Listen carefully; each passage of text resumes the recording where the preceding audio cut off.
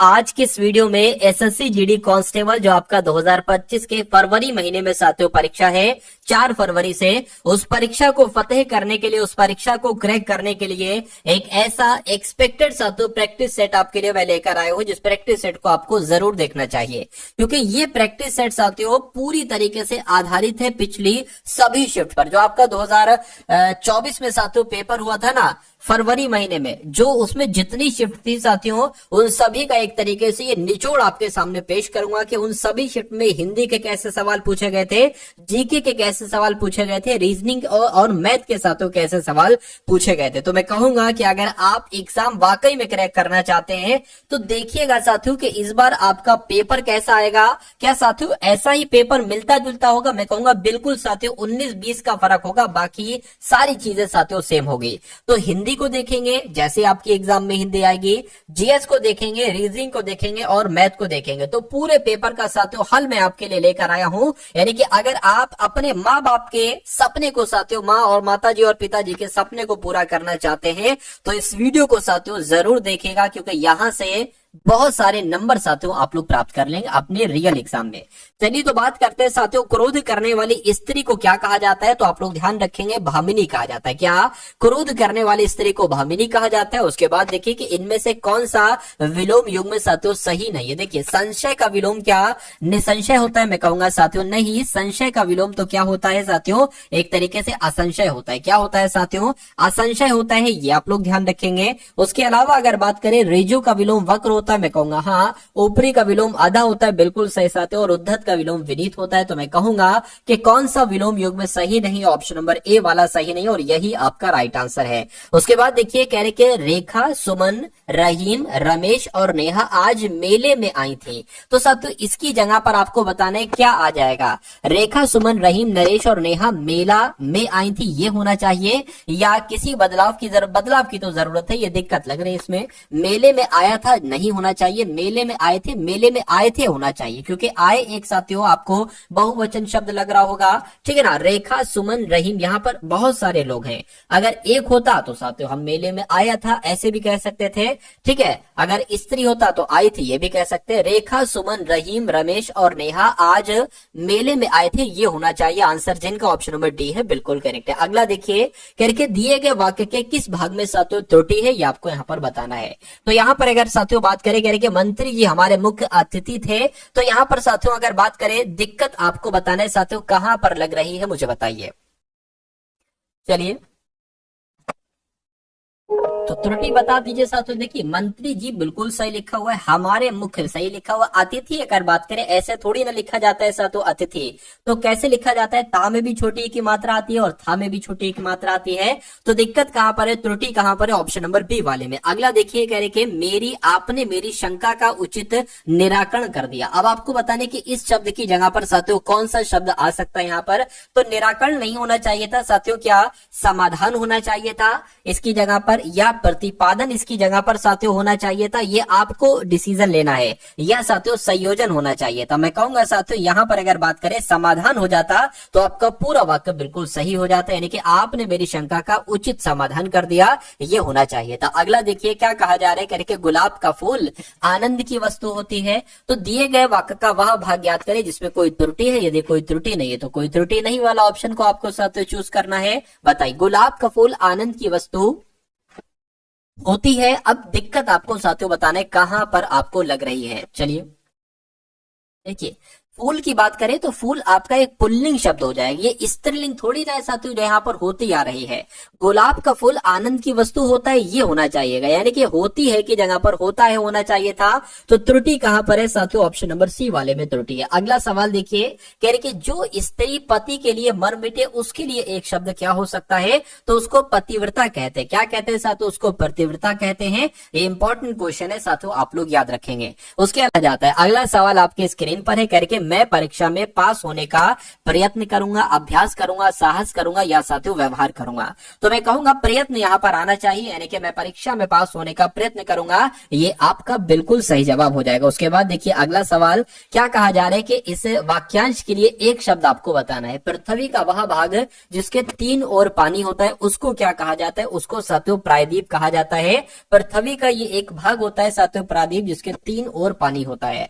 अगला देखिए कह रहे कि साथियों विनायक किसका पर्यायवाची है, मुझे बताइए। तो मैं कहूंगा विनायक की अगर बात करें तो ये तो गणेश का पर्यायवाची। किसका पर्यायवाची है साथियों? गणेश का पर्यायवाची है। कह रहे कि दिए गए शब्द का विलोम बताइए। विनाश की अगर बात करें तो विनाश का विलोम क्या हो सकता है? विनाश का विलोम साथियों निर्माण हो सकता है। क्या हो सकता है साथियों? निर्माण हो सकता है। उसके बाद देखिए कह रहे कि दिए गए वाक्य में रेखांकित खंड को प्रतिस्थापित कीजिए, यानी कि यह एक अनुदित निबंध है। तो अनुदित निबंध है, इसकी जगह पर क्या आना चाहिए? ये बिल्कुल आपको सही लग रहा है साथियों, देखकर आप लोग यहाँ पर मुझे बता देंगे क्या आपका यहाँ पर राइट आंसर साथियों हो सकता है। तो मैं कहूंगा अनुवादित होना चाहिए, अनुवादित निबंध नहीं साथियों, या अनुवादित ये भी गलत है। एक तरीके से अनुवादित लिखा हो ये भी गलत है। मैं कहूंगा यहाँ पर किसी बदलाव की आवश्यकता नहीं है। क्यों? क्योंकि ये पूरा वाक्य एकदम शुद्ध है। तो आंसर आपका अगर है ऑप्शन नंबर सी के साथ तो बिल्कुल करेक्ट हो जाएगा। उसके बाद देखिए अगले नंबर का सवाल है, कहा आपसे जा रहा है साथियों कि हमें हमारे देश का सम्मान करना चाहिए, हमें अपने देश का सम्मान करना चाहिए, या हमें आपके देश का सम्मान करना चाहिए, हमें अपनी देश का सम्मान करना चाहिए। तो यहाँ पर कौन सा शब्द आ जाएगा साथियों? हमें अपने देश का सम्मान करना चाहिए, ये आपका बिल्कुल सही जवाब हो जाएगा। उसके बाद देखिए कह रहे कि हवा से बातें करना, इस मुहावरे का मतलब आपसे यहाँ पर पूछा जा रहा है। तो हवा से बातें करने का मतलब होता है फिजूल की बात करना, घमंडी होना, बहुत तेज दौड़ना या दिमाग खराब करना। मैं कहूंगा बहुत तेज दौड़ने को ही एक तरीके से कहा जाता है हवा से बातें करना। उसके बाद देखिए पतंगा का समानार्थी शब्द यहाँ पर क्या हो सकता है? तो पतंगा की अगर बात करें साथियों, पतंगा का समानार्थी शब्द यहाँ पर साथियों क्या हो जाएगा? शलभ हो जाएगा। आंसर आपका ऑप्शन नंबर डी हो जाएगा। उसके बाद देखिए घूस तय करना, इस अर्थ को प्रकट करने वाला साथियों मुहावरा कौन सा होगा?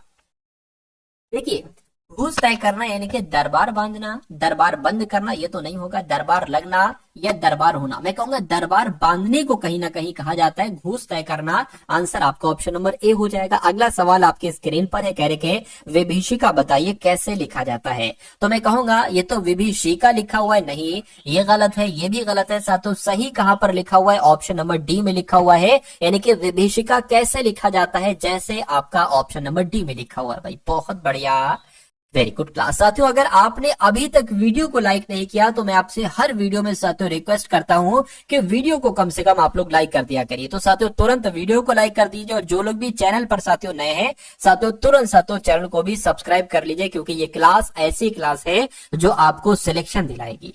ठीक है ना? तो पूरी एंड तक देखिएगा, ऐसे नहीं सिर्फ हिंदी के क्वेश्चन छोड़ के चले गए। क्या आप 80 सवालों में से सिर्फ हिंदी के 20 सवाल करना चाहते हो? अगर 20 हिंदी के सवाल करना चाहते हो तो ठीक है भाई, हिंदी के 20 सवाल देखकर चले जाया करो। लेकिन अगर आप चाहते हो कि जीएस में भी आपका स्कोर अच्छा है, रीजनिंग में भी आपके 20 में से 20 सवाल सही हो, मैथ में भी आपके 20 में से 20 सवाल सही हो, तो साथियों क्लास को आपको एंड तक देखना होगा। क्योंकि साथियों डेली जो आप पढ़ते हो ना वो आपके लिए बहुत इंपॉर्टेंट होता है। डेली अगर आप कोई चीज पढ़ लो, अगर आप डेली कोई एक सब्जेक्ट पढ़ लो कि एक दिन हिंदी पढ़ ली, एक दिन जीएस पढ़ ली, एक दिन रीजनिंग, एक दिन मैथ, नहीं साथियों डेली पढ़ो। भले थोड़ी हिंदी, थोड़ी जीएस, थोड़ी रीजनिंग, थोड़ी मैथ, लेकिन डेली पढ़ो। तो साथियों वही मैं आपको साथियों 20-20 सवाल करा रहा हूं हर एक सब्जेक्ट के, और ये आपके लिए बहुत अच्छी तैयारी साथियों हो जाएगी। चलिए तो अब यहाँ पर हम लोग बात कर लेते हैं। कह रहे कि दिए गए वाक्य का वह भाग याद कीजिए जिसमें कोई त्रुटि है। कह रहे कि इसलिए कहता हूं क्योंकि आप दुर्बल हैं। तो यहाँ पर साथियों आपसे पूछा जा रहा है क्या हो सकता है साथियों? इस सवाल का सही जवाब आप लोग एक बार देखकर यहाँ पर मुझे बतला दीजिए। इसलिए कहता हूं क्योंकि आप दुर्बल हैं। चलिए तो क्या आपका साथियों राइट आंसर? थोड़ा सा इसमें साथियों सोचने का है आपका। क्या इसमें आपका साथियों थोड़ा सा एक तरीके से सोचने का है? देखिए ये यहां पर अगर बात करें, इसलिए कहता हूं आप दुर्बल हैं, इसलिए कहता हूं आप दुर्बल हैं, इसलिए कहता हूं क्योंकि आप दुर्बल हैं। तो यहाँ पर साथियों क्या देखिए, इसलिए कहता हूं आप दुर्बल हैं ये होना चाहिए। यहाँ पर साथियों क्योंकि शब्द जो है ना वो नहीं होना चाहिए मेरे हिसाब से। तो मैं कहूंगा दो में दिक्कत है, दो में दिक्कत है। तो साथियों ऑप्शन नंबर ए आपका बिल्कुल सही जवाब हो जाएगा। उसके बाद देखिए अगला सवाल साथियों आपके स्क्रीन पर कह के सही वर्तनी वाले शब्द का साथियों चयन आपको यहाँ पर करना है। तो यावत जीवन, ये यव जीवन लिखा हुआ है, ये भी गलत लिखा। यावत जीवन कैसे लिखा जाता है, जैसे आपका ऑप्शन नंबर सी में लिखा हुआ है।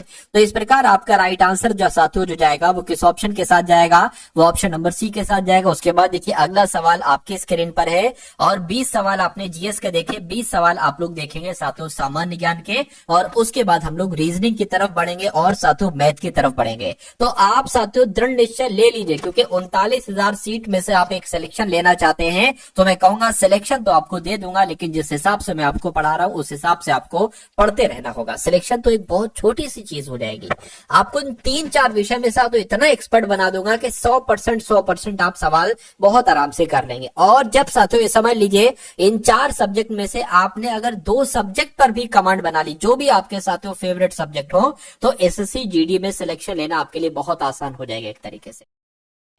तो मेरा मानना है साथियों रीजनिंग में और साथियों हिंदी में आप कमांड बना लीजिए, ठीक है, या जो भी आपके फेवरेट सब्जेक्ट हो, मैथ भी हो सकता है, ठीक है। चलिए खैर अब बात करते हैं किस आंदोलन का नेतृत्व मोहम्मद अली और शौकत अली ने किया था। तो किस आंदोलन की बात चल रही है, खिलाफत आंदोलन का एक तरीके से साथियों नेतृत्व शौकत अली और मोहम्मद अली ने किया था। अगला देखिए कह रहे कि साथियों ब्रिटिश सरकार के द्वारा भेजे गए साइमन कमीशन का बहिष्कार किया गया। क्यों बहिष्कार किया गया साथियों, क्योंकि इसमें रियासतियों को विशेष अधिकार दिए, कमीशन में भारत की वित्तीय स्वतंत्रता पर अंकुश लगाया गया, या सदस्यों के बीच मतभेद थे, या कमीशन में कोई भी भारतीय सदस्य नहीं था। ये आपका बिल्कुल सही हो जाएगा। और जिनका भी आंसर यहाँ पर डी है मैं कहूंगा बिल्कुल सही है। उसके बाद देखिए कह के गांधी इरविन समझौता भारत के निम्नलिखित में से किस आंदोलन से संबंधित था। तो ये साथियों सविनय अवज्ञा आंदोलन से संबंधित है। जो गांधी इरविन समझौता था ना, ये सविनय अवज्ञा आंदोलन से संबंधित था, ये आप लोगों को याद रखना होगा। उसके बाद देखिए अगले नंबर का साथियों सवाल है, कहा जा रहा है कि भारतीय राष्ट्रीय कांग्रेस का लाहौर सत्र किस कारण महत्वपूर्ण था। तो इसने पूर्ण स्वराज की मांग का प्रस्ताव पारित किया था। हाँ, इसने प्रांतीय चुनावों के बहिष्कार का प्रस्ताव किया नहीं। इसने रॉलेट सत्याग्रह शुरू करने का प्रस्ताव पारित किया नहीं। इसने नागरिक सेवा परीक्षा आयोजित करने का प्रस्ताव पारित किया नहीं। साथियों मैं कहूंगा अगर ये सवाल आपके सामने आता है कि भारतीय राष्ट्रीय कांग्रेस का लाहौर सत्र क्यों बहुत महत्वपूर्ण रहा, तो इसने पूर्ण स्वराज की मांग का प्रस्ताव पारित किया। उसके बाद देखिए कह रहे कि दिसंबर 1929 के दौरान कांग्रेस के किस सत्र में 26 जनवरी को पूर्ण स्वराज के दिन के रूप में तय किया गया था, जिसे बाद में संविधान अपनाने की तारीख के रूप में साथियों निर्धारित किया गया। तो मैं कहूंगा ये किस सत्र की बात चल रही है साथियों, लाहौर सत्र की बात चल रही है, जो कब हुआ था, जो 1929 में हुआ था। कब हुआ था साथियों, 1929 के दौरान कांग्रेस के लाहौर सत्र में 26 जनवरी को पूर्ण स्वराज के दिन के रूप में तय किया गया था, जिसे बाद में संविधान बनाने की तारीख के रूप में निर्धारित किया गया। अगला सवाल देखिए, कहा जा रहा है कि भारतीय राष्ट्रीय कांग्रेस के लाहौर अधिवेशन ने किस वर्ष में 26 जनवरी को स्वतंत्रता दिवस के रूप में मनाने की घोषणा की। तो साथियों यहाँ पर अगर बात करते हैं 1930 आपके यहाँ पर राइट आंसर हो जाएगा, ठीक है ना। अगला देखिए कह रहे कि द्वितीय विश्व युद्ध में भारतीय सहयोग को सुरक्षित करने के लिए क्रिप्स मिशन किस वर्ष भारत में आया था। तो यहाँ पर अगर साथियों बात करें क्या आपका राइट आंसर हो सकता है, 1942 आपका यहाँ पर राइट आंसर हो जाएगा। यानी कि द्वितीय विश्व युद्ध में भारतीय सहयोग को सुरक्षित करने के लिए क्रिप्स मिशन किस वर्ष में भारत आया था, तो 1942 में भारत आया था। अगला सवाल देखिए, कहा जा रहा है कि नमक सत्याग्रह आंदोलन के लिए महात्मा गांधी जी ने लगभग कितनी दूरी तय की थी। तो कितनी दूरी तय की थी साथियों, 241 मील की दूरी तय की थी, आपको याद रखना है। राइट आंसर आपका सी हो जाएगा। निम्नलिखित में से कौन सी नेपाल की सबसे लंबी नदी है। तो अगर आपके एग्जाम में नेपाल की सबसे लंबी नदी के बारे में पूछा जाए तो करनाल नदी आपको बता देना है। कर्णाली नदी कहीं पर लिखा हो, कहीं पर करनाल नदी लिखा हो सकता है। उसके बाद देखिए अगला सवाल है, निम्नलिखित में से कौन यूरोप की सबसे लंबी नदी है। तो यूरोप की सबसे लंबी नदी कौन सी है साथियों, वोल्गा नदी है। वोल्गा नदी ये यूरोप की सबसे लंबी नदी है। राइट आंसर आपका सी हो जाता है। अगला सवाल कह रहे कि कौन सी 10 देशों से होकर गुजरती है नदी, यानी कि किस नदी की बात चल रही है आपको बताना है। मैं कहूंगा डेन्यूब नदी की बात चल रही है, क्योंकि डेन्यूब नदी 10 देशों से होकर बहती है। ये सवाल आपसे एग्जाम में पूछा जा सकता है। अगला देखिए, कहा जा रहा है कि दुनिया की आधी से अधिक जैव विविधता, पौधों और जानवरों की विविधता कहाँ पाई जाती है। तो ये साथियों उष्ण कटिबंधीय वर्षा वन में पाई जाती है। ये भी इंपॉर्टेंट क्वेश्चन है। देखिए जितने भी सवाल मैं आपको करवा रहा हूँ सभी के सभी बहुत इंपॉर्टेंट है और ये सवाल आपके एग्जाम में पूछे जाएंगे। उसके बाद देखिए कह रहे कि भारत की खोज, जिसको द डिस्कवरी ऑफ इंडिया भी कहा जाता है, इस पुस्तक के लेखक कौन है। तो इस पुस्तक के लेखक कौन है साथियों, पंडित जवाहरलाल नेहरू इस पुस्तक के लेखक है। यानी कि भारत की एक खोज द डिस्कवरी ऑफ इंडिया पुस्तक के लेखक पंडित जवाहरलाल नेहरू हैं। अगला सवाल है कह रहे कि बिकमिंग, क्या बिकमिंग शीर्षक पुस्तक के लेखक कौन है। तो बिकमिंग शीर्षक पुस्तक के लेखक कौन है साथियों, मिशेल ओबामा है। कौन है साथियों, मिशेल ओबामा है। सही जवाब आपका जो जाएगा वो ऑप्शन नंबर बी के साथ जाएगा। अगला देखिए कह रहे कि किस पूर्व प्रधानमंत्री ने चेंजिंग इंडिया पुस्तक, क्या साथियों चेंजिंग इंडिया पुस्तक लिखी है, बताइए। तो मनमोहन सिंह की अगर बात करते हैं साथियों, मनमोहन सिंह जो पूर्व प्रधानमंत्री थे, इन्होंने चेंजिंग इंडिया नामक पुस्तक लिखी। आपसे एग्जाम में पूछा जाता है। India's export trends and prospects for self sustained growth पुस्तक के लेखक कौन है। तो साथियों इस पुस्तक का नाम आप लोग एक बार ध्यान कर लेंगे, 2-3 बार इसको पढ़ लेंगे और देख लेंगे साथियों इस पुस्तक के लेखक कौन है। तो मनमोहन सिंह इस पुस्तक के लेखक है। आपको याद रखना है, आंसर आपका ऑप्शन नंबर ए हो जाएगा। उसके बाद देखिए वाई आई एम हिंदू, इस पुस्तक के लेखक की अगर आप बात करें तो इस पुस्तक के लेखक कौन है साथियों, शशि थरूर है। कौन है साथियों, शशि थरूर इस पुस्तक के लेखक है। ये आपको याद रखना है। उसके बाद देखते हैं अगली बात है, शीर्षक है द लीजेंड ऑफ लक्ष्मी प्रसाद पुस्तक। इस पुस्तक के लेखक कौन है मुझे बताइए। तो इनका नाम है ट्विंकल खन्ना और ट्विंकल खन्ना लिखा है साथ। ट्विंकल खन्ना जो है ना इस पुस्तक के लेखक है। एक तरीके से बात करें लेखिका है। द लीजेंड ऑफ लक्ष्मी प्रसाद पुस्तक निम्नलिखित में से किस लेखिका द्वारा लिखी गई है। तो ट्विंकल खन्ना के द्वारा लिखी गई है। अगला सवाल है कह रहे निम्नलिखित में से कौन से देश में दुनिया का सबसे बड़ा कृषि भूमि क्षेत्र है। तो किसकी बात चल रही है साथियों, संयुक्त राज्य अमेरिका की बात चल रही है। यानी कि सबसे अमेरिका की बात करें तो दुनिया का सबसे बड़ा कृषि भूमि क्षेत्र कहां पर है, अमेरिका में है। अगला सवाल है कह रहे कि मालगुडी डेज ये किसके द्वारा लिखा गया। तो ये तो साथियों किसके द्वारा लिखा गया, ये आर.के. नारायण के द्वारा लिखा गया है मालगुडी डेज। अगला सवाल है, तो अब यहां पर अगर बात करते हैं साथियों हम लोग, तो अब साथियों आपके सामने रीजनिंग के क्वेश्चन शुरू हो चुके हैं। तो साथियों इन सभी रीजनिंग के क्वेश्चन हम लोग देखेंगे और उसके बाद साथियों मैथ के क्वेश्चन यहां पर हम लोग देखेंगे। चलिए तो रीजनिंग का पहला सवाल है साथियों, कहा गया है 36 है, उसके बाद 37 आ गया है, उसके बाद 46 आ गया है, उसके बाद 71 आ गया है, उसके बाद आपको बताना है कौन सा नंबर आएगा और उसके बाद 201 ही आना चाहिए। चलिए तो सबसे पहला सवाल ये होता है कि 36 से 37 कैसे बना है। मैं कहूंगा 1 जोड़ दिया गया है। 37 से 46 कैसे बना है। मैं कहूंगा साथियों यहाँ पर 9 जोड़ दिया गया है। 46 से 71 की अगर बात करें मैं कहूंगा साथियों 25 जोड़ा जाएगा तब बनेगा 71। तो यहाँ पर कितना जोड़ा जाएगा, देखिए ये होता है 1 का स्क्वायर, ये होता है साथियों 3 का स्क्वायर, फिर 4 जोड़ा ये 5 का स्क्वायर, 6 जोड़ेंगे 7 का स्क्वायर आ जाएगा, यानी कि 49 हो जाएगा। तो 71 49 कितना होता है 9 और 1 10 हो गया साथियों, और ये आपका 12 यहाँ पर आ जाएगा। अब यहाँ पर अगर बात करें देखिए ये 1 का स्क्वायर, 3 का स्क्वायर, 5 का स्क्वायर, 7 का स्क्वायर, 9 का स्क्वायर 81। अगर 120 और 81 201 होते हैं तो मैं कहूंगा हमारा आंसर बिल्कुल सही है। तो देख लेते हैं साथियों 201 और 120, सॉरी 201 थोड़ी ना, अगर 120 और 81 अगर 201 होते तो हमारा आंसर यहाँ पर बिल्कुल सही हो जाएगा। बिल्कुल साथियों 201 ही होते हैं। तो जिनका भी आंसर जो लोग भी यहाँ पर ऑप्शन नंबर डी के साथ है मैं कहूंगा आंसर आपका यहाँ पर बिल्कुल करेक्ट हो जाएगा। भाई बहुत बढ़िया, वेरी गुड क्लास। अब उसके बाद देख लीजिए अगले नंबर का सवाल है करके उस विकल्प का चयन कीजिए जिसमें नीचे दिए गए शब्दों का अंग्रेजी शब्दकोश में आने वाला क्रम दिया गया। देखिए अब आपको बताने सबसे एक तरीके से सबसे पहले साथियों यहाँ पर कौन सा वर्ड आ सकता है बताइए। देखिए SUBS यहाँ पर लिखा हुआ है, SUBS यहाँ पर भी लिखा हुआ है, SUBS यहाँ पर भी लिखा हुआ है, SUBS यहाँ पर भी और SUBS यहाँ पर भी लिखा हुआ है। अब देखिए पहले I आता है या C, तो मैं कहूंगा C आता है। पहले C आता है या T, तो मैं कहूंगा C आता है।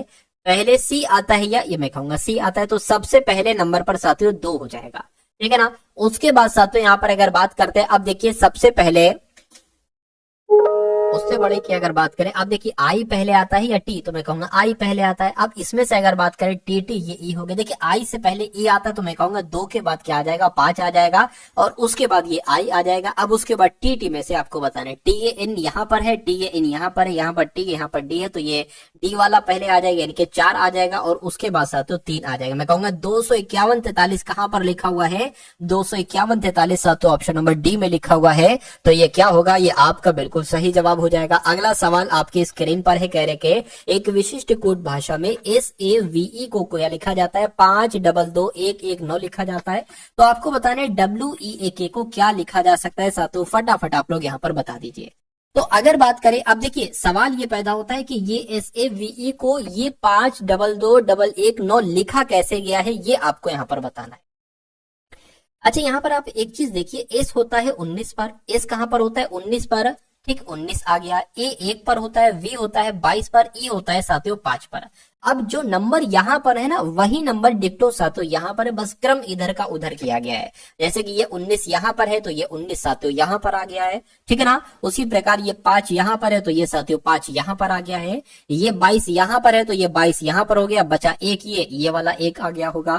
तो मैं कहूंगा ये के यहाँ पर है तो साथियों इसकी जगह पर 11 आ जाएगा, और इधर 23 पर आता है डब्लू, तो ये आ जाएगा। ये बात साथियों क्लियर है। अब बात करें ए 1 पर आता है तो 1 यहाँ पर आ जाएगा, ई 5 पर आता है 5 यहाँ पर आ जाएगा। तो साथियों 111523 कहां पर लिखा हुआ है, ऑप्शन नंबर डी में लिखा हुआ है। तो ये क्या होगा, यही तो आपका बिल्कुल सही जवाब होगा। साथियों ये एक तरीके से कहीं ना कहीं ये पिछली शिफ्टों में सवाल पूछे गए हैं, तो इन क्वेश्चंस को अगर आप कर लेते हैं तो मैं कहूंगा जो आपकी रियल शिफ्ट होगी ऐसे ही साथियों सवाल आएंगे। बस आपको अपने आप को मेंटली तौर पर मजबूत रखना होगा, ठीक है। क्योंकि साथियों एग्जाम में इतनी घबराहट हो जाती है कि आता हुआ सवाल बच्चा गलत कर देता है। तो ऐसा क्यों होता है, जब वो ज्यादा घबरा जाता है। और दूसरी वजह ये है कि जब वो अंत में देखता है ना, अंत में देखता है कि भाई अब मेरे पास समय कम बचा हुआ है, तो फिर वो घबरा जाता है, जल्दबाजी में हड़बड़ी में सवालों को गलत कर देता है। तो आपको मैं हर बार कहता हूं कि हिंदी और जीएस वाले सेक्शन को आपको बहुत तेजी के साथ निपटाना है, लेकिन गलत भी ना हो पाए, इतनी तेजी भी ना कर देना कि गलत आंसर लगा दो, ठीक है। तो आपको तेजी से निपटाना है, उसके बाद रीजनिंग और मैथ को आपको भरपूर समय देना है। चलिए तो अब बात कर लेते हैं इस सवाल की। देखिए के है, MC से LOF लिखा गया है, MQI से NSL लिखा गया। तो आपको बताने कि यहाँ पर कौन से 3 लेटर आएंगे। अब यहाँ पर अगर बात करें, के होता है 11 पर, ये 12 पर होता है, M 13 पर होता है, ये 14 पर होता है, तो जाहिर सी बात है 15 वाला यहाँ पर आएगा, यानी कि O यहाँ पर आ जाएगा। M 13 पर होता है साथियों, M 13 पर होता है आपका, O 15 पर होता है, यानी कि 13 से 15, फिर 17, फिर 19, तो 21 आ जाएगा। 21 पर साथियों क्या होता है, 21 पर साथियों आपका यू होता है। तो ओ यू कहां पर लिखा हुआ है, ऑप्शन नंबर ए में लिखा हुआ है, तो यही आपका बिल्कुल सही जवाब हो जाएगा। अगला देखिए आपकी स्क्रीन पर है, क्या कहा जा रहा है, कह रहे कि सभी भाग शेर है। सभी बाघ जो है ना, बाघ साथियों, ये सभी भाग शेर हो जाएंगे। मैं कहूंगा साथियों बाघ आपके ये हो गए, और सभी बाघ शेर है तो साथियों शेर आपके ये हो गए। उसके बाद कहा जा रहा है सभी शेर जानवर है, यानी कि सभी शेर क्या हो गए साथियों, सभी शेर हमने यहाँ पर जानवर बना दिए। अब निष्कर्ष को पढ़िए और बताइए कौन सा निष्कर्ष सही है, कौन सा गलत है। यानी कि सभी बाघ जानवर है, देखिए सभी बाघ जानवर है, ये बात बिल्कुल सही है, क्योंकि जानवर के अंदर है तो ये तो सही हो जाएगा। कोई भी बाघ पक्षी नहीं, तो भाई पक्षी की तो यहाँ पर बात ही नहीं की गई थी, पक्षी की बात की गई थी नहीं, तो मैं कहूंगा ये आपका गलत हो जाएगा। केवल निष्कर्ष एक अनुसरण करता है, ऐसा ऑप्शन नंबर डी में लिखा हुआ है, और ये क्या होगा, यही आपका साथियों बिल्कुल सही जवाब हो जाएगा। उसके बाद देखिए अगला सवाल, कहा जा रहा है आपसे कि कुर्सी का जो संबंध लकड़ी से है, ठीक है, कंबल का वही संबंध किससे होगा, प्लास्टिक से, कागज से, बिस्तर से, या साथियों ऊन से। तो मैं कहूंगा जैसे कुर्सी जो है ना लकड़ी से बनाई जाती है, ऐसे ही कंबल कहीं ना कहीं ऊन से बनाया जाता है। तो राइट आंसर आपका डी हो जाता है। अब उसके बाद देखिए अगला सवाल है, क्या कहा जा रहा है आपसे, कहा जा रहा है कि जब एक संख्या को उसकी पिछली संख्या में जोड़ दिया जाता है, और दूसरी संख्या जो उसकी पिछली संख्या की दोगुनी है, तो 3 संख्याओं का योग 61 आ जाता है। तो संख्या वो क्या है मुझे बता। देखिए मान लेते हैं वो संख्या x है, वो संख्या क्या है, मान लीजिए वो x है। तो कहा गया है कि जब एक संख्या को, x की बात चल रही है, जब एक संख्या को उसकी पिछली संख्या में जोड़ा जाता है। अब मान लीजिए अगर हम x का कहें, इससे पिछली संख्या क्या होगी, तो इससे पिछली संख्या यही तो हो जाएगी, अरे भाई इसमें एक घटा दो, पिछली संख्या आ जाएगी। तो कहने कि जब एक संख्या को जो कि x है इसकी पिछली संख्या में जोड़ा जाता है, ठीक है ना, यानी कि ये आपकी पिछली संख्या हो गई, ये वो संख्या हो गई, ये उसकी पिछली संख्या होगी, कह रहे कि जब इनको जोड़ा जाता है और दूसरी संख्या जो उसकी पिछली संख्या की दोगुनी है। अब देखिए दूसरी संख्या जो उसकी पिछली संख्या की दोगुनी है, इसकी दोगुनी है, यानी कि जो इससे पहले जो नंबर आएगा ना साथियों उसको भी जोड़ा जाता है, क्या, इसकी दोगुनी में जोड़ा जाता है। तो इसका साथियों हम दो गुना कर लेंगे, ठीक है ना। अब इसको कैलकुलेट कर लो, देखिए तीन संख्याएं होंगी, एक संख्या ये, एक संख्या ये, एक संख्या ए, ये कहा जा रहा है कि तो तीन संख्याओं का योग 61 बैठता है, यानी कि अगर इन सभी को जोड़ दिया जाए ना तो इनका योग 61 बैठेगा। आप समझ गए ना साथियों, संख्या क्या है, यानी कि एक्स का मान आपसे पूछा जा रहा है। यानी कि जब एक संख्या को उसकी पिछली संख्या में, पिछली ये एक वो संख्या हो गई, उसकी इसकी पिछली संख्या एक माइनस करो तभी तो बनेगी, ठीक है, दोनों को जोड़ दिया। कह रहे कि दूसरी संख्या जो, अब दूसरी संख्या की बात आई है, जो दूसरी संख्या है ना ये पिछली संख्या की दोगुनी, यानी कि ये इसकी दोगुनी है, तो इसका जब दोगुनी करोगे दो से गुणा कर दोगे, ये हमने कर दी। तो इन तीनों संख्याओं को जोड़ने पर 61 आता है, ऐसा कहा गया है। अब देखिए 2 की x से गुणा होगी तो 2x हो जाएगा, -2 की 1 से गुणा होगी तो 2 हो जाएगा, प्लस x - 1 हो जाएगा, प्लस आपका x हो जाएगा, बराबर आपका 61 हो जाएगा। अब जरा देखिए 2x और x ये सब प्लस होंगे तो कितने हो जाएंगे, 4x हो जाएंगे, 4x हो जाएंगे साथियों। ये क्या है, अब अगर बात करें, अच्छा ये 1 है और ये माइनस का, मतलब माइनस का 2 माइनस का 1 जुड़ जाएगा, 3 हो जाएगा, ये 3 हो जाएगा ना, ठीक है, बराबर 61 आ जाएगा। अब देखिए 4x बराबर 61, अब ये माइनस का इधर है ना, माइनस का 3 उधर जाएगा, प्लस का हो जाएगा, तो साथियों ये इधर आ गई। तो मैं कहूंगा 4x बराबर कितना हो जाएगा, 64 हो जाएगा, और x बराबर कितना हो जाएगा, 64/4 हो जाएगा। x बराबर साथियों कितना हो जाएगा, 4 कम 4, 4 मुझे 4 छंग आपका 24 हो जाएगा, तो x बराबर 14 आ जाएगा। और पूछा भी आपसे यही जा रहा था कि वो संख्या क्या होगी, वो संख्या x हमने मानी थी और x का मान साथियों 14 आया है। तो जिनका आंसर यहाँ पर ऑप्शन नंबर बी के साथ है, मैं कहूंगा आंसर आपका बिल्कुल करेक्ट हो जाएगा। अगला देखिए, कहा जा रहा है साथियों EFJ है, उसके बाद FGK है, उसके बाद GHL है, उसके बाद HIM है। तो आपको बताने के उसके बाद 3 लेटर साथियों यहाँ पर क्या हो सकते हैं, बताइए। चलिए तो यहाँ पर साथियों अगर बात करें, देखिए E के बाद F आता है, F के बाद G आता है, G के बाद H आता है, तो H के बाद साथियों I आएगा, बिल्कुल। F के बाद G आता है, G के बाद H, H के बाद I के बाद साथियों J आएगा, ठीक है। J के बाद K के बाद L, L के बाद साथियों M, M के बाद साथियों N आएगा, यानी कि IJN कहां पर लिखा हुआ है, IJN साथियों ऑप्शन नंबर बी में लिखा हुआ है, बी में लिखा हुआ है। तो यही आपका क्या होगा, यही आपका बिल्कुल सही जवाब हो जाता है भाई, बहुत बढ़िया, वेरी गुड क्लास। 153 की अगर बात करें, 153 को साथियों क्या यहाँ पर लिखा गया है, 12 लिखा गया है, ठीक है। उसके बाद अगर बात करते हैं, यहाँ पर अगर बात करें 205 को साथियों 14 लिखा गया, तो आपको बताने किस संख्या को यहाँ पर 17 लिखा जा सकता है। सबसे पहले आपको ये देखना है कि आखिर 153 से 12 कैसे आया है, उसके बाद आपको देखना है कि 205 से यहाँ पर 14 कैसे आया है। देखिए अब इसका एक ही तरीका मुझे लग रहा है कि अगर साथियों हम 12 के स्क्वायर की बात करते हैं तो 12 का स्क्वायर साथियों कितना होता है, 144 होता है। 144 के ये आसपास है, कितना बढ़ाया गया है साथियों, मैं कहूंगा सिर्फ 9 अगर बढ़ा दे दिया जाता है तो ये 153 हमको मिल जाता है, ठीक है। चलिए अब उसी प्रकार साथियों हम इसमें देख लेते हैं कि 14 की अगर बात करते हैं साथियों, 14 के स्क्वायर की अगर बात करें ना तो कितना आ जाएगा, तो 196 आ जाएगा। तो 196 में भी साथियों अगर प्लस 9 करते हैं तो हमें 205 मिल जाता है। यानी कि अब हमें करना पड़ेगा क्या, 17 का स्क्वायर करना पड़ेगा। 17 का स्क्वायर होता है साथियों 289, और 289 में हमें 9 जोड़ देना पड़ेगा। तो जब 9 इसमें जोड़ते हैं साथियों तो कितना आ जाएगा, 9 अगर इसमें एक सेकेंड, हाँ इसमें अगर 9 जोड़ेंगे तो ये आपका कितना आ जाएगा, 9 आ गया, यानी कि तो 298 यहाँ पर आ जाएगा। तो क्या 298 बिल्कुल साथियों ऑप्शन में है, ऑप्शन नंबर ए वाले में है। तो ये क्या होगा, ये आपका बिल्कुल सही जवाब हो जाएगा भाई, बहुत बढ़िया, वेरी गुड क्लास। अब अगला सवाल देखिए आपके स्क्रीन पर है, कह रहे कि इन 4 ऑप्शन में से आपको बताना है सबसे अलग कौन सा है। देखिए जिस जिस टाइप के मैं आपको क्वेश्चंस करवा रहा हूं उन सभी टाइप्स को आपको देखना है, क्योंकि हमारे एक टाइप से एक सवाल बनता ही बनता है, ऐसे समझ लीजिए एग्जाम में। तो डेली आपका साथियों ये मॉडल पेपर होता है, इस पूरे मॉडल पेपर में हिंदी को, जीएस को, रीजनिंग को, मैथ को, चारों सब्जेक्ट को साथियों अच्छे तरीके से देखा जाता है। एग्जाम तक अगर आप साथियों इस क्लासेस को देते हो, मतलब जितने भी टाइप्स की मैं आपको क्लासेस कराऊं उसमें जिस जिस टाइप के क्वेश्चंस मैं आपको कराऊं अगर आप उन सभी साथियों क्वेश्चंस को देखते हैं तो मैं कहूंगा एग्जाम आपका बहुत आराम से क्रैक हो जाएगा। ठीक है ना। चलिए, तो साथियों डेली आपकी एक क्लास होती है टारगेट सिलेक्शन को साथियों, इसलिए आप लोग सब्सक्राइब कर लीजिए और बेल आइकन पर जरूर साथियों आप लोग क्लिक कर लीजिएगा। चलिए अब बात करते हैं यहाँ पर कि क्या लिखा हुआ है साथियों। यहाँ पर अगर बात करें, बहुत ध्यान से साथियों इन सवालों को देखिएगा। अब देखिए, यू जो होता है ना वो 21 पर होता है, क्यू की बात करें तो 17 पर होता है, एन 14 पर होता है, उसी प्रकार जे 10 पर होता है, एफ 6 पर होता है और बी 2 पर होता है। उसी प्रकार ओ की बात करें 15 पर होता है, के 11 पर होता है और जी 7 पर होता है, जी 7 पर होता है, सी 3 पर होता है, वाई आपका 25 पर होता है। अब देखिए यहां पर आपको दिख रहा होगा साथियों 4 बढ़ाया गया है। ठीक है, ठीक है ना, 4 बढ़ाया गया है, मतलब जो 4 बढ़ाया नहीं बल्कि 4 घटाया गया है।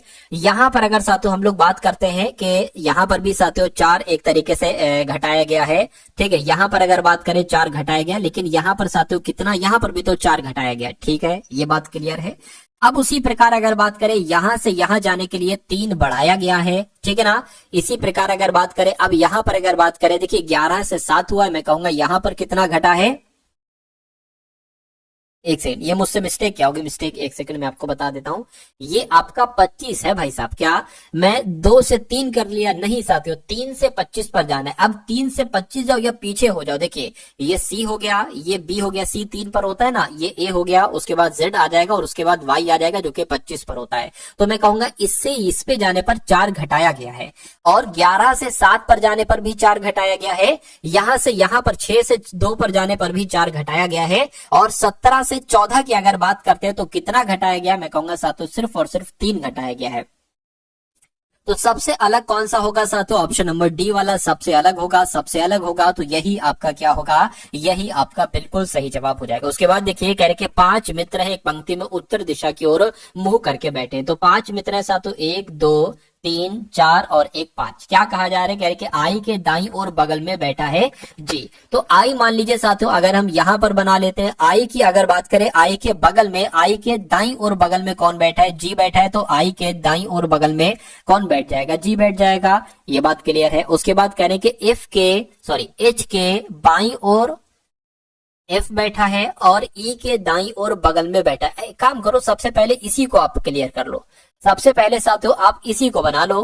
क्या कहा जा रहा है कि एफ जो है ना, एफ ये एच के तो बाईं ओर बैठा है और ई के दाईं ओर बैठा है, तो इसको कहीं पर भी आप बैठा दो। मान लीजिए साथियों कि अगर साथियों एच की अगर बात करें, एच मान लीजिए हम यहां पर अगर बनाते हैं, एच यहां पर बनाते हैं, तो एच के बाईं ओर एफ बैठा है, एच के बाईं ओर एफ बैठा है और ई के दाईं ओर एफ है। तो साथियों ई के दाईं ओर क्या आ जाएगा, ई के दाईं ओर एफ आ जाएगा। ये बात क्लियर है। उसके बाद यहाँ इसको देखें, क्या जी आई यहां पर नहीं लिखा है तो इसको भी स्किप करना पड़ेगा।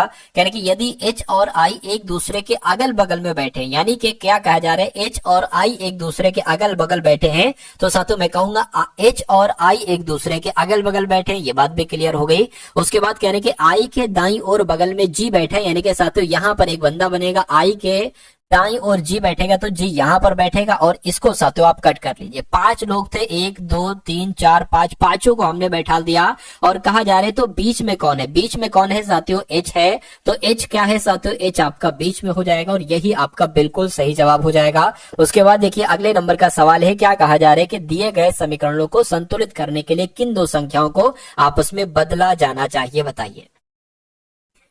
तो यहाँ पर साथियों आपका सही जवाब जो है ना वो किस ऑप्शन के साथ जा सकता है, आप लोग यहाँ पर बताइए। अगर साथियों हम किसको माने, अगर हम ऑप्शन नंबर ए वाले से शुरुआत करें, यानी कि 30 की जगह पर 34 और 34 की जगह पर 30 रख दें, तो देखिए 30 है ना, तो यहाँ पर साथियों 34 आ जाएगा।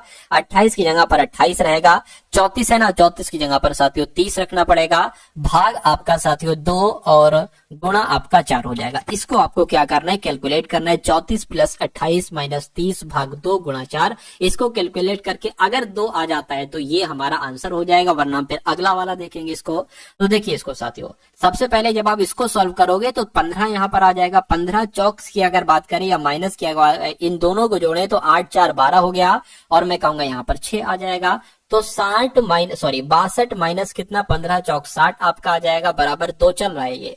तो 62 में से 60 जाएगा, 2 बचेगा और बराबर तो 2 था ही। तो मैं कहूंगा कि ये वाला हमारा बिल्कुल सही हो जाएगा, क्योंकि बराबर बराबर साथियों बिल्कुल सही हो गया। उसके बाद देखिए अगले नंबर का सवाल है आपकी स्क्रीन पर। इस सवाल को देखिए साथियों, और उस एक आध सवाल और है, उसके बाद साथियों मैथ के क्वेश्चंस यहाँ पर आप लोग देखेंगे। चलिए, तो इस सवाल की अगर बात करें, क्या कहा जा रहा है, कह रहे कि 8 मित्र हैं। कौन से 8 मित्र हैं साथियों, इनके नाम भी यहाँ पर आपको लिखे हुए हैं। कह रहे पी है, क्यू है, आर है, एस है, टी है, वी, यू, वी, डब्ल्यू एक वृत्ताकार मेज के इर्द गिर्द केंद्र की ओर मुख करके बैठे। तो मैं कहूंगा साथियों, एक ये वृत्ताकार हो गया, 8 लोग है ना, 1 2 3 4 5 6 7 8, ये 8 लोग हो गए। कहने के आर के दाईं ओर दूसरे स्थान पर बैठा है वी। तो आर कहीं पर भी आप बना लो, आर कहीं पर भी बना लो। मान लीजिए आर अगर हम यहां पर बना लेते हैं, कह रहे कि आर के दाईं ओर दूसरे स्थान पर वी है, यानी कि वी साथियों यहां पर आ जाएगा। उसके बाद कहने के इसके बाईं ओर चौथे स्थान पर पी है, ठीक है, पी एस। अब एक काम आप ये करो साथियों, आप क्या काम करो, देखिए यहाँ पर वी आर लिखा हुआ है, तो आपने सबसे पहले यहाँ पर साथियों पी एस लिखा हुआ है और यहाँ पर क्यू एस लिखा हुआ है। तो एक काम आप साथियों ये करो, आपने सबसे पहले इसको सॉल्व किया है, आप इस वाली लाइन को सॉल्व ना करके आप इस वाली लाइन को साथियों सॉल्व करिए और फिर इस वाली लाइन को सॉल्व करिए। क्यों? क्योंकि साथियों यहाँ पर आपको एक चीज कॉमन मिल रही है, एस, एस यहाँ पर है, एस यहाँ पर है, तो आपके लिए सवाल साथियों क्या हो जाएगा, थोड़ा आसान यहाँ पर हो जाएगा। चलिए, तो इसी चीज को साथियों हम फॉलो करते हैं। सबसे पहले यहां पर क्या लिखा हुआ है कि एस के बाईं ओर चौथे स्थान पर पी है, तो एस मान लीजिए यहां पर बना लिया, एस के बाईं ओर चौथे स्थान पर 1 2 3 4, चौथे स्थान पर कौन हो जाएगा, पी, यानी कि पी साथियों यहां पर हो जाएगा। अब इसको देखिए, क्योंकि एस हमें कॉमन मिल रहा है, कह रहे हैं कि केवल क्यू और एस, क्यू जो है ना ये एस और टी के बीच में बैठा हुआ है, तो जो एस और टी, अब टी की अगर बात करें, टी हम साथियों कहां पर बनाए, मान लीजिए टी अगर हमने इधर को बना ली, तो कहने के एस और टी के बीच में कौन बैठा है, क्यू बैठा है, यानी कि क्यू साथियों यहां पर आ जाएगा। उसके बाद साथियों क्या लिखा हुआ है, यू के बाईं ओर तीसरे स्थान पर बैठा है टी, तो यू के बाईं ओर मान लीजिए साथियों अगर हम यू यहां पर बनाए तो 1 2 3, बिल्कुल साथियों अगर हम यू यहां पर बनाते हैं, कह रहे कि यू के बाईं ओर तीसरे स्थान पर कौन बैठा है, टी बैठा है, तो 1 2 3 ये भी हो गया क्लियर, ये भी हो गया। अब इसको देख लीजिए पहले वाले को, कह रहे कि आर के दाईं ओर दूसरे स्थान पर वी बैठा है, तो आर अगर बात करें कहां पर होगा साथियों,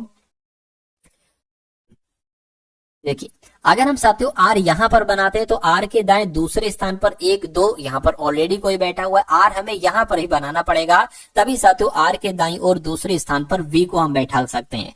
अब 8 लोग थे, 7 को हमने बैठा दिया, एक कौन बचा है साथियों, यहाँ पर जरा देखिए कौन बचा है साथियों, डब्ल्यू यहाँ पर हमने नहीं बैठाला, तो डब्ल्यू यहाँ पर बैठ जाएगा।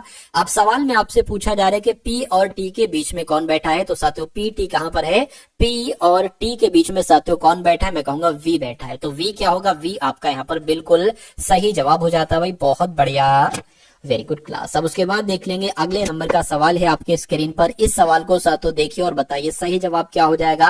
कहने की एक निश्चित कूट भाषा में CANDLE को क्या लिखा जाता है, 5 2 1 4 4 1 1 3 लिखा जाता है, तो आपको बताना है QUITT को क्या लिखा जा सकता है साथियों, बताइए।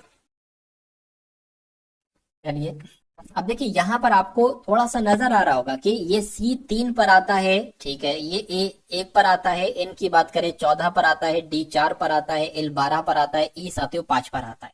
अब देखिए ये 5 सबसे पहले लिख दिया गया है, ठीक है ना। अब उसके अलावा अगर बात करते ये साथियों 21 लिखा गया, तो ऐसा तो नहीं 2 और 1 को उल्टा कर दिया गया हो, क्या उल्टा कर दिया गया हो, ये 21 आ गया, ये वाला 4 ये यहां पर कर दिया, और ये 14 जो है ना इसको उल्टा लिख दिया, 41 14 को 41 लिख दिया, फिर ये 1 और ये फिर 3, 1 ये 3 हो गया, तो कुल मिला के इसको भी आप कर लेंगे साथियों, इसको भी साथियों आप कर लेंगे, ठीक है, ये 17 हो जाएगा, यू आपका 21 पर हो जाएगा, आई 9 पर हो जाएगा, ई आपका 5 पर हो जाएगा, टी आपका 20 पर हो जाएगा। तो यहां से अगर साथियों हम शुरुआत करें तो 0 हो गया, 2 हो गया, 5 हो गया, 9 हो गया, 1 2 7 और 1 हो गया। तो ऐसा कौन से ऑप्शन में लिखा हुआ है, 0 25 91, ठीक, 91 27 और एक ऐसा ऑप्शन नंबर ए में लिखा हुआ है, तो ये क्या होगा, ये आपका बिल्कुल सही जवाब हो जाएगा।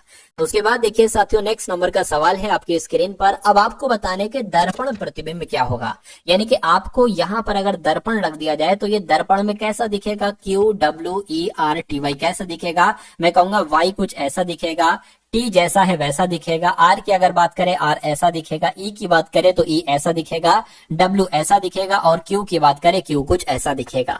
तो ऐसा कौन से ऑप्शन में आपको नजर आ रहा है साथियों, जरा देखिए। यहाँ पर क्यू पहले आ गया, यहाँ पर भी क्यू पहले आ गया, यहाँ पर भी आ गया, यहाँ पर साथियों आपका राइट आंसर हो जाएगा। चलिए भाई उसके बाद देखिए आप साथियों मैथ के क्वेश्चंस यहाँ पर आपके शुरू हो चुके हैं। कौन से क्वेश्चन साथियों, मैथ के क्वेश्चंस।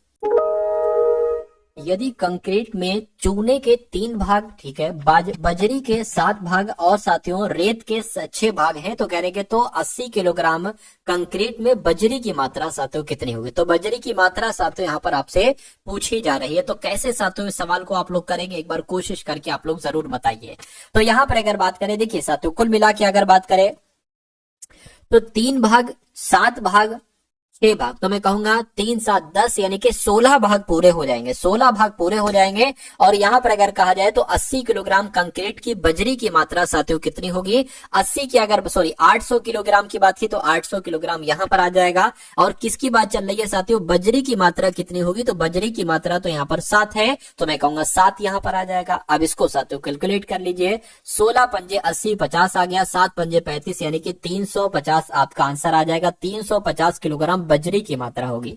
तो इस सवाल को ऐसे आप साथियों कर सकते हैं। उसके बाद देखिए अगला सवाल है, कह रहे कि एक आयताकार मैदान की भुजाएं 20 मीटर लंबी और 10 मीटर चौड़ी हैं। यानी कि एक आयताकार साथियों मैदान है और इसकी बात करें 20 मीटर लंबाई है अगर, तो चौड़ाई कितनी है साथियों 10 मीटर है। कह रहे कि यदि लंबाई में 10% की वृद्धि की जाती है और चौड़ाई में 20% की कमी की जाती है, तो पुराने क्षेत्रफल का नए क्षेत्रफल से साथियों अनुपात क्या होगा, ये आपको बताना। देखिए यानी कि अगर हम बात करें लंबाई में हमें 10% की वृद्धि करना है, तो जब 10% की वृद्धि करेंगे तो साथियों ये कितना हो जाएगा। अरे भाई अभी कितना है 20 है, तो फिर कितना हो जाएगा साथियों फटाफट बताइए। मैं कहूंगा 22 हो जाएगा। फिर कितना हो जाएगा 22 हो जाएगा।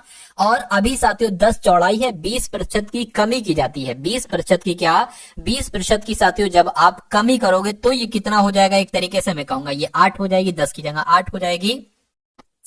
तो अब कहने के इसका मतलब पुराने वाले क्षेत्रफल का और नए वाले क्षेत्रफल का अनुपात क्या होगा, तो इसका क्षेत्रफल 20 गुणा 10 200 बनेगा और इसका क्षेत्रफल 22 8 एक तरीके से बात करें साथियों 22 की गुणा 8 से करें तो 8 दूना 16 हो जाएगा। 8 दूना 16 176 यहाँ पर आ जाएगा। तो इन दोनों का अनुपात निकालो, 2 से कट करेंगे 100 आ जाएगा, 2 से कट करेंगे साथियों 88 आ जाएगा, 4 दूना 8 4 दूना 8 साथियों यहाँ पर 25 आ जाएगा, यानी कि 25:22 आपका यहाँ पर बिल्कुल सही जवाब हो जाएगा। उसके बाद देखिए अगला सवाल है आपके स्क्रीन पर, कह रहे कि एक ठोस घन का पृष्ठीय क्षेत्रफल 726 सेंटीमीटर स्क्वायर है, ये स्क्वायर है, ठीक है। कह रहे कि इसे पिघलाया जाता है और एक ठोस बेलन बनाया जाता है, तो उसकी त्रिज्या 11 सेंटीमीटर है। तो कह रहे कि बेलन की ऊंचाई आपको बताना है कितनी होगी। देखिए यहाँ पर जिक्र किया गया है ठोस घन का पृष्ठीय क्षेत्रफल का। क्या यहाँ पर अगर बात करते हैं साथियों ठोस घन का पृष्ठीय क्षेत्रफल की यहाँ पर बात की गई है, तो कितना बताया गया है 726 सेंटीमीटर स्क्वायर बताया गया है। ठोस घन का पृष्ठीय क्षेत्रफल का सूत्र क्या होता है 6a स्क्वायर, यानी कि 6a स्क्वायर बराबर कितना है 726 है। तो यहां से अगर हम a का मान निकालें तो क्या निकल सकता है, देख लीजिए 6 यहाँ पर आ जाएगा, 6 कम 6 और साथियों 6 दूना 12 हो गया, 6 कम 6 हो गया, यानी कि ए स्क्वायर बराबर 121 है। तो मैं कहूंगा ए बराबर क्या आ जाएगा 11 आ जाएगा। ये बात भी क्लियर है। अब देखिए कहा जा रहा है इसे पिघलाकर एक ठोस बेलन बनाया जाता है। किसको साथियों, देखिए यहाँ पर घन की बात की गई है, अब इसको पिघलाया जाता है, ठोस घन बनाया जाता है। तो मैं कह सकता हूं उस घन का आयतन क्या, उस घन का आयतन और साथियों बेलन का आयतन बराबर होगा। ठोस घन का आयतन बराबर बेलन का आयतन साथियों बराबर होगा, बेलन का आयतन बराबर होगा। तो ठोस घन का आयतन कितना होता है a क्यूब होता है। और बेलन की अगर बात करें बेलन का आयतन कितना हो जाएगा, इसका सूत्र साथियों पाई आर स्क्वायर एच हो जाएगा। अब यहाँ पर बेलन की ऊंचाई आपसे पूछी जा रही, बेलन की ऊंचाई का मतलब साथियों h का मान आपको यहाँ पर बताना है।